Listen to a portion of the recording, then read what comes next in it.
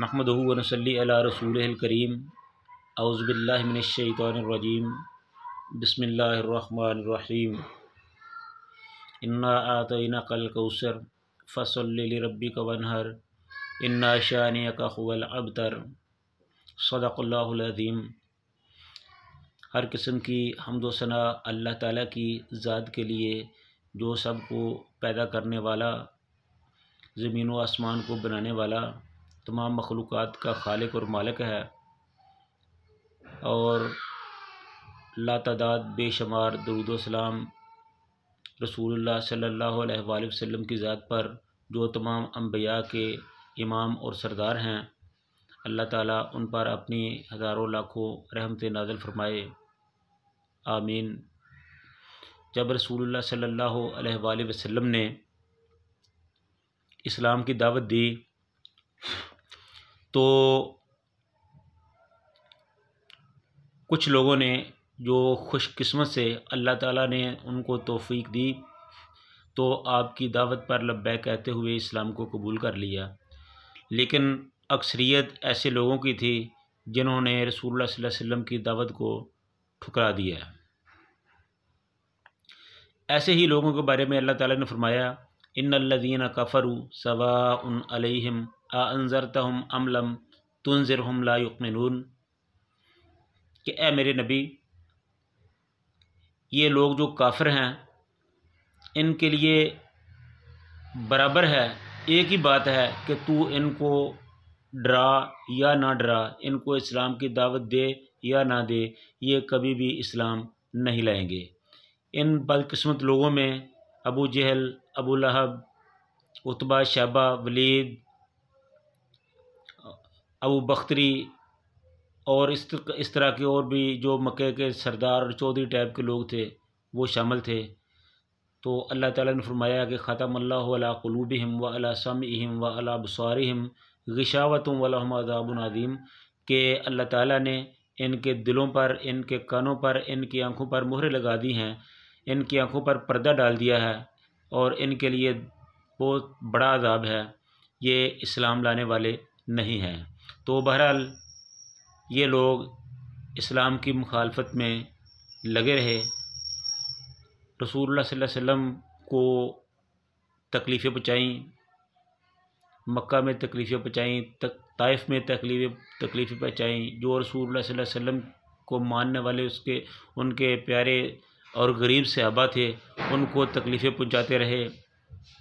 رسول اللہ صلی اللہ علیہ وسلم کو جسمانی طور پر ہراساں کیا، ذہنی طور پر ٹارچر کیا، لیکن اللہ کے رسول صلی اللہ علیہ وآلہ وسلم ایک چٹان کی طرح کوہ گراں بن کر ان کے سامنے ڈٹے رہے، کھڑے رہے، اللہ کا دین لوگوں تک پہنچاتے رہے، تمام تر رکاوٹوں کے باوجود اسلام کی ترویج اور نشر و اشاعت کا کام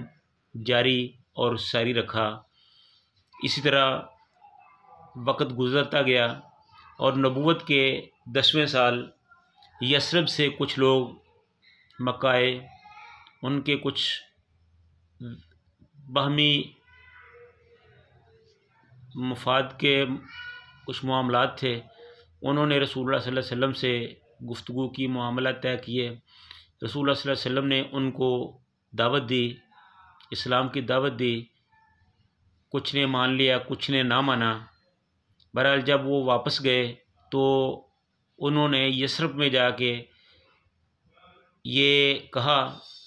کہ مکہ میں ایک نبی، ایک آدمی ہے جو نبوت کا دعویٰ کرتا ہے، اور وہ کہتا ہے کہ میں اللہ کا سچا نبی ہوں، میری تابعداری کی جائے۔ تو اس طرح یہ باتیں مکہ سے نکل کر یثرب تک پہنچ گئی۔ تو یثرب اس وقت مدینے کو کہا جاتا تھا، مدینے کا پرانا نام جو ہے مدینہ النبی کا پرانا جو نام تھا وہ یثرب ہی تھا، اور یثرب کے اطراف میں جو قوم اور قبیلے آباد تھے وہاں رسول اللہ صلی اللہ علیہ وسلم کی دعوت کی آوازیں پہنچ رہی تھیں۔ تو انہی قبائل میں سے ایک قبیلہ تھا جو بنو غفار کے نام سے مشہور تھا، تو اس قبیلے کے ایک بہت اہم آدمی ابو ذر غفاری رضی اللہ تعالیٰ عنہ، ان کے کان میں بھی رسول اللہ صلی اللہ علیہ وسلم کی دعوت کی آواز پڑی، ان کو اشتیاق ہوا، وہ بھی اس معاملے میں جاننا چاہتے تھے۔ چنانچہ انہوں نے اپنے بھائی کو بھیجا کہ تم جاؤ اور جا کے دیکھو کہ وہ شخص کون ہے، کیسا ہے، کیا کرتا ہے، کہ اس کا کیا طرز عمل ہے، اور جو بھی صورتحال ہوگی مجھے آگے بتانا۔ تو اس کا بھائی مکہ میں آیا، رسول اللہ صلی اللہ علیہ وسلم سے ملا، بات چیت کی، تو واپس گیا، جا کے ابو ذر غفاری رضی اللہ تعالیٰ عنہ کو بتایا کہ ہاں آپ کی معلومات بالکل صحیح ہیں، وہاں ایک آدمی ہے جس کا نام محمد صلی اللہ علیہ وسلم ہے، اور وہ نبوت کا دعویٰ کرتا ہے، اور یہ ان کی تعلیمات ہیں۔ تو حضرت ابو ذر غفاری رضی اللہ تعالیٰ عنہ جو ابھی مسلمان نہیں ہوئے تھے، انہوں نے مزید تفصیلات جاننے کی کوشش کی، تو جو ان کا بھائی نہ بتا سکا، انہوں نے کہا کہ جس بات کا مجھے پتہ تھا وہ میں نے آپ کو بتا دیا ہے۔ چنانچہ حضرت ابو ذر غفاری رضی اللہ تعالیٰ عنہ کے دل میں یہ احساس پیدا ہوا، ذوق پیدا ہوا، شوق پیدا ہوا کہ وہ خود رسول اللہ صلی اللہ علیہ وسلم سے ملے، ان کی تعلیمات کو دیکھے پرکھے۔ تو اسی سلسلے میں وہ بھی مکہ میں چلے آئے۔ جب وہ مکہ میں آئے تو ظاہر ہے کہ مکہ کے حالات اس وقت بہت خراب تھے۔ جب کسی کو پتہ لگ جاتا کہ یہ آدمی اسلام کے لیے آیا ہے، اسلام قبول کرنا چاہتا ہے یا کر لیا ہے یا کوئی اس قسم کے مسئلے مسائل، تو ان کے لیے بہت سختیاں کی جاتی۔ ان باتوں کا حضرت ابو ذر غفاری رضی اللہ تعالیٰ عنہ کو پتہ چل گیا تھا، تو وہ خاموشی کے ساتھ ایک جگہ پہ پڑے رہے۔ تو ان کا سارا دن جو تھا وہ گزر گیا۔ شام کے وقت ادھر سے حضرت علی رضی اللہ تعالیٰ عنہ کا گزر ہوا، تو انہوں نے پوچھا کہ مسافر لگتے ہو، تم کون ہو؟ تو انہوں نے کچھ واضح طور پہ نہ بتایا۔ تو حضرت علی رضی اللہ تعالیٰ عنہ نے کہا کہ اگر رات گزارنی ہے تو چلو میرے ساتھ۔ تو حضرت ابو ذر غفاری رضی اللہ تعالیٰ عنہ حضرت علی رضی اللہ تعالیٰ عنہ کے ساتھ چلے گئے، ان کے گھر میں ٹھہرے۔ صبح ہوئی تو پھر وہی مسئلہ بنا، وہ ادھر آ کے بیٹھ گئے، تو سارا دن ادھر بیٹھے رہے۔ شام کو پھر حضرت علی رضی اللہ تعالیٰ عنہ نے پوچھا، تو انہوں نے چپکے سے یہ بات بتا دی کہ اصل میں اس کام کے لیے آیا ہوں اور یہ چاہتا ہوں۔ تو حضرت علی رضی اللہ تعالیٰ عنہ نے کہا کہ تم صحیح جگہ پہ آئے ہو اور صحیح آدمی سے ملے ہو، تم ایسا کرو کہ میں تمہاری ملاقات رسول اللہ صلی اللہ علیہ وسلم سے کروا دیتا ہوں، اور اس کا طریقہ کار یہ ہوگا کہ تم میرے پیچھے پیچھے چلے آؤ، جہاں رسول اللہ صلی اللہ علیہ وسلم رہتے ہیں، اگر میں اس دروازے کے اندر داخل ہو گیا تو تم بھی میرے پیچھے داخل ہو جانا، اگر میں دروازے کے اندر داخل نہ ہوا تو میں اپنی جوتی کا تسمہ سیدھا کرنے کے بہانے میں جھک جاؤں گا اور تم آگے گزر جانا۔ تو انہوں نے ایسے ہی کیا۔ جب حضرت علی رضی اللہ تعالیٰ عنہ دروازے پہ پہنچے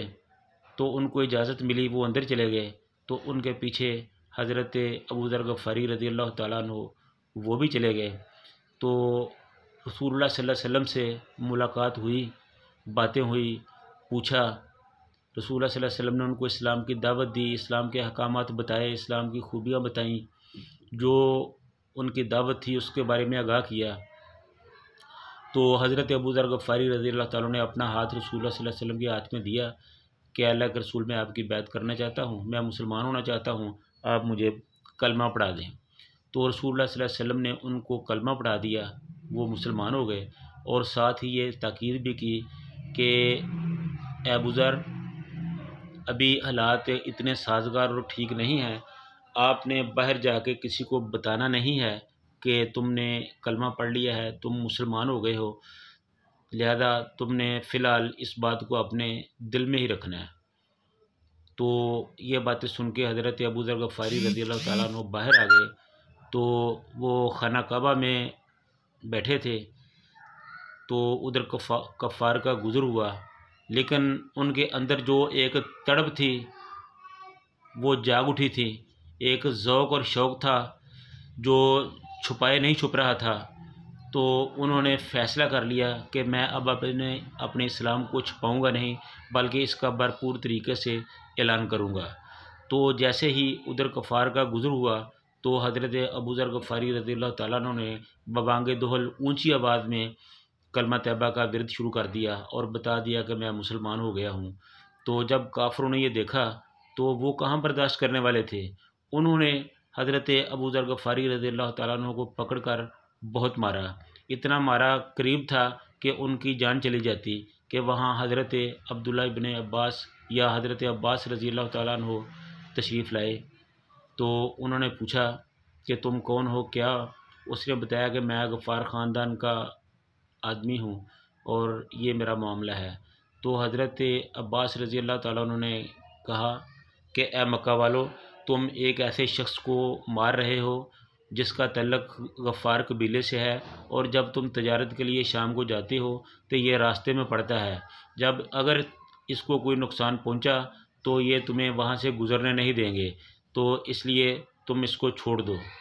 جب مکے والوں نے یہ سنا تو وہ علیحدہ ہو گئے۔ تو دوسرے دن پھر یہی ماجرا بنا، تو حضرت ابو ذر غفاری نے پھر کلمہ کا برملا ذکر کیا، تذکرہ کیا، ورد کیا۔ تو مکے کے جو کافر تھے، مشرک تھے، انہوں نے پھر حضرت ابو ذر غفاری رضی اللہ تعالیٰ عنہ کو پکڑا اور بہت مارا پیٹا، اور پھر وہ پہلے والی کیفیت بنا دی۔ تو پھر حضرت عباس رضی اللہ تعالیٰ عنہ آئے اور انہوں نے پھر وہ پہلے والی بات بتا کے ان کی جان چھڑائی۔ تو اس طرح حضرت علی رضی اللہ تعالیٰ عنہ کو بھی کہا کہ یہ جو تمہارا مہمان ہے یہ ہمیں بھی مروائے گا یا خراب کرے گا، لہذا بہتر ہے کہ تم اس کو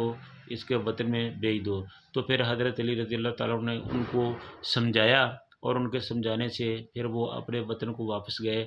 تو اس طرح یہ واقعہ تھا حضرت ابو ذر غفاری رضی اللہ تعالیٰ عنہ کے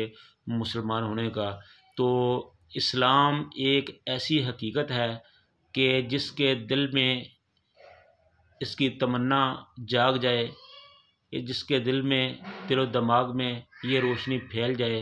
پھر وہ چھپائے نہیں چھپتی۔ تو وہ خوش قسمت لوگ تھے جنہوں نے آقا کریم رسول اللہ صلی اللہ علیہ وسلم کا دیدار کیا، زیارت کی، ان کا زمانہ پایا، ان کی نبوت والی زبان سے مقدس تعلیمات کو سنا، اور پھر ان کو اللہ تعالیٰ نے اسلام سے مشرف کیا اور انہیں صحابی ہونے کا موقع ملا۔ تو اللہ تعالیٰ ان کی ذات پر